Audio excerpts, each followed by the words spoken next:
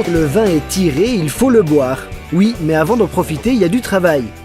Baptiste, tu vas prendre la cuve de Blanc-Berroche, donc Chasselas 2013, qui est trouble. Tu vas nous la filtrer donc, au filtre tangentiel. Quand la filtration se fera, tu n'oublieras pas de prendre un petit échantillon sur le robinet pour qu'on puisse l'analyser derrière, voir un petit peu où on en est. D'accord? Ça marche. Alors c'est parti.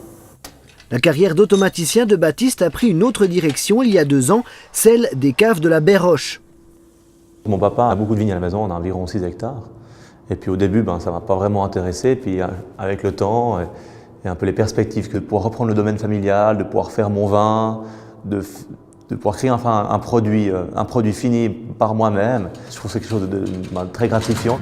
Baptiste est donc en 2e année d'apprentissage de caviste. Si en automne l'activité de la cave bat son plein, au printemps il y a d'autres chantiers ouverts.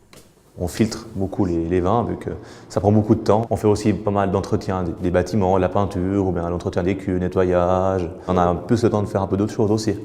Sa formation d'automaticien lui sert d'ailleurs plus qu'on ne l'imagine. Le métier d'automaticien, c'est quelque chose qui en a beaucoup avec l'électricité. On a quand même des pompes qui fonctionnent avec l'électricité, on a des pièces mécaniques. Donc j'ai quand même une bonne base pour en fin de compte réparer un peu tout ce qui fonctionne dans la cave. Et puis durant cette période de filtration, il y a aussi toute la surveillance de la stabilité du vin. Et là, le caviste se transforme en laborantin. On a prélevé un échantillon de vin pour analyser le soufre qu'on a dans notre vin. Le soufre, ça permet d'avoir une protection antiseptique, en fin de compte, pour que nos vins ne tournent pas en vinaigre et qu'ils soient protégés contre tous les éléments naturels qu'on a dans une cave. Par rapport à ce qu'on a comme analyse, on corrige, on a ajouté encore un peu de soufre dedans pour être à la dose qu'on a besoin.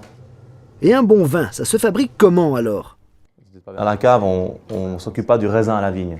Donc on reçoit une marchandise d'une qualité bien ou moins bien, avec une maturité différente. Et en fin de compte, après, c'est à nous d'en tirer le meilleur derrière. On a plein d'outils pour le faire.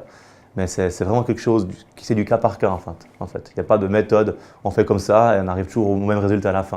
Il y a de quoi être fier.